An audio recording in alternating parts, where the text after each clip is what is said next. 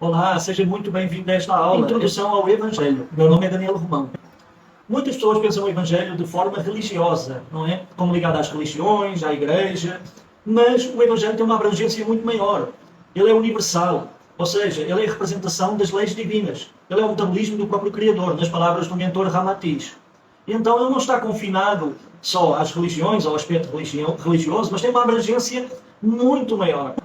O Evangelho harmoniza o nosso cosmo interior, porque nós somos uma miniatura do próprio universo.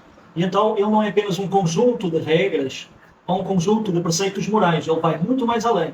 Ele tem influência sobre o nosso pensamento, sobre a nossa mente, sobre as nossas emoções, os nossos corpos espirituais, o nosso corpo físico e até mesmo sobre as células do nosso corpo físico. Atua em nossa aura e atua em nossa vitalidade, nos trazendo saúde. E então, ele não é apenas um conjunto de regras e preceitos morais. Vai muito mais além disso. Jesus, quando o encarnou, ele veio mostrar como se podia viver em harmonia com as leis de Deus. Como viver o amor. Ele não veio criar propriamente uma religião. Isso foi criada pelos seus discípulos ou pelos seus seguidores, pelos homens. Não era propriamente esse o seu objetivo. Ele veio ensinar o amor que salva e o bem que edifica.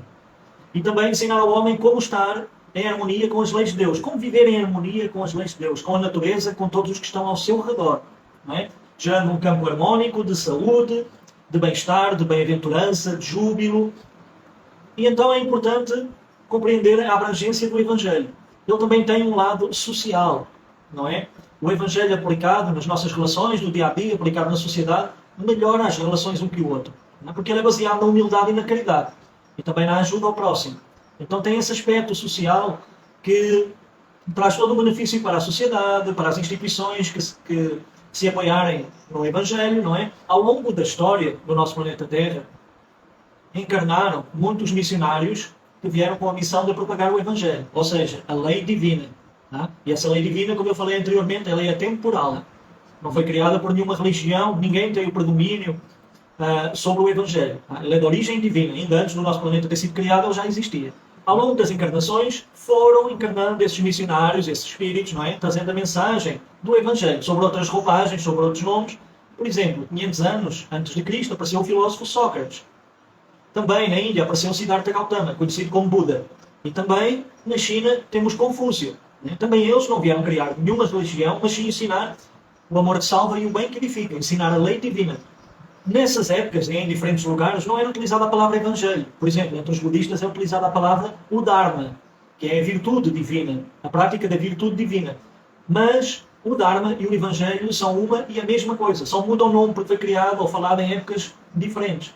Mas todos eles representam a lei divina. Então, esses personagens foram os precursores do cristianismo, da mensagem cristã, da mensagem de Cristo.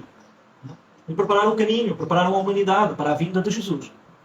Também, ao longo da história da humanidade, encarnaram outros espíritos com uma mentalidade anticristo. E isso é relatado pelas obras espíritas, que falam acerca disso. E muitas vezes esses espíritos, da posse do corpo físico, encarnados aqui em diversas épocas da história, estiveram à frente de instituições religiosas, com os mais variados nomes, com o propósito de ofuscar a luz do Evangelho. E muitas das vezes criaram períodos de treva e de escuridão em nosso planeta, com maneira de ofuscar a luz, fazer com que os ensinamentos do Evangelho não chegassem às pessoas, e inclusive muitos deles ainda estão encarnados agora no século XXI. São conhecidos como os falsos profetas, aqueles que enriquecem à custa das pessoas, à custa da religião e da mensagem do Evangelho, e que o objetivo deles é trazer a incredulidade, a falta de fé, a desconfiança nas coisas sagradas.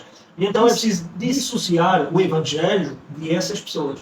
E entender que o Evangelho é a representação da lei divina e nada tem a ver com essas pessoas. O Evangelho vai muito, muito além do que nós imaginamos a sua eficácia. Ele também é a chave que abre a porta dos mundos superiores. A prática e a vivência do Evangelho abre a porta para as colónias espirituais superiores para os mundos superiores. O reino dos céus, do qual falava Jesus, não é? De maneira simbólica. Esse reino dos céus deve ser construído primeiro em nosso íntimo.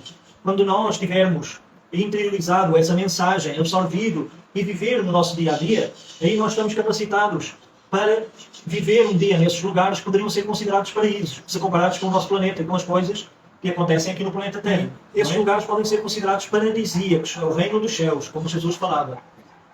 E o ser humano, ao longo das suas existências, dos milénios e as centenas de existências que houve aqui na Terra, Todos nós, para quem não tem noção, já encarnamos muitas vezes. Encarnar é sim do plano espiritual e utilizar um corpo físico, tá? Encarnar aqui na terceira dimensão.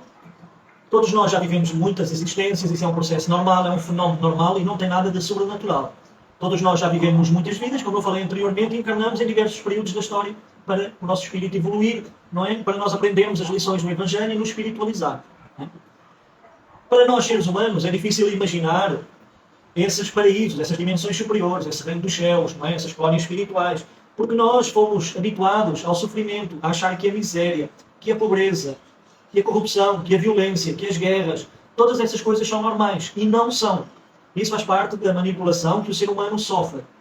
Existem lugares onde existe vida, onde não existe sofrimento, onde não existe doença, onde não existe morte, essa passagem para outros planos dimensionais, onde existe acesso à educação, onde não existe miséria, onde existem todas as condições, trabalho digno e justo, tá? E todas as outras coisas que a nossa mente ainda não consegue captar. Então é preciso sair desse pensamento de que essas coisas são normais, porque isso faz parte da manipulação do ser humano. E começar a prática do Evangelho, a interiorizar. Como eu falei anteriormente, o Evangelho abre as portas para as dimensões superiores. O Evangelho compreendido, sentido, interiorizado e vivido. Ele traz toda essa evolução, traz toda essa harmonia, alinha os nossos corpos espirituais, os nossos chakras, a nossa aura, ajusta as nossas células físicas, tirando toda a toxicidade dos maus pensamentos, dos vícios, dos maus hábitos, modificando a aura das próprias células, dos próprios órgãos, aumentando a vitalidade, a vibração, trazendo um alinhamento também nos corpos espirituais, como eu falei, elevando.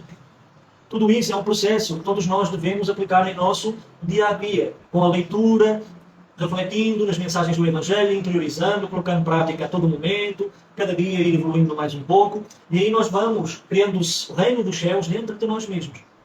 E aí possuiremos a chave, quando for a nossa morte física, a morte do nosso corpo físico, podemos nos libertar e, quem sabe, ter acesso a essas regiões felizes. No momento em que está o planeta, atualmente, vibrando cada vez mais energias de quinta dimensão, já não faz mais sentido evoluir a partir do sofrimento e a partir de provas e de expiações. Isso é uma época que representa um passado do nosso planeta. Esta nova era que já está aqui e cada vez se intensificando mais as energias, é uma época de amor, de gratidão e de alegria e de boa vontade com a sua própria evolução. Você deve aprender o Evangelho e interiorizar e adaptar no seu dia a dia e trazer todos esses benefícios de que eu falei anteriormente, todo esse alinhamento, não é? Para a sua existência. Não há mais necessidade de evoluir através do sofrimento, através da dor. Esse programa educativo pertence ao passado do nosso planeta. Agora você, por sua própria vontade, pode evoluir de forma tranquila, de forma com disciplina, aprendendo, ganhando maturidade, aplicando no seu dia-a-dia, não é? Utilizando da boa vontade, e aí você vai se ajustando às novas energias do planeta da quinta dimensão. Isso é muito importante. Tá? Como já vimos, o Evangelho não tem uma em harmonia com as leis universais, com as leis da vida. Ele harmoniza o nosso cosmo interior, porque nós somos uma miniatura do universo. O que nós temos aqui dentro, em nossa natureza multidimensional, existe no universo lá fora em escala maior. Tá? Então, quanto mais nos interiorizarmos, nos conhecermos, mais conheceremos a nossa natureza divina e mais conheceremos o universo e quem é Deus. E então é necessário estudar o Evangelho e aplicar isso em nosso dia-a-dia, para atingir esse estado. O Evangelho veio como mensagem para a nossa ascensão. Surgiu desde sempre, em épocas recuadas, para que o ser humano possa ter um guia, um farol, que o conduza na sua própria evolução.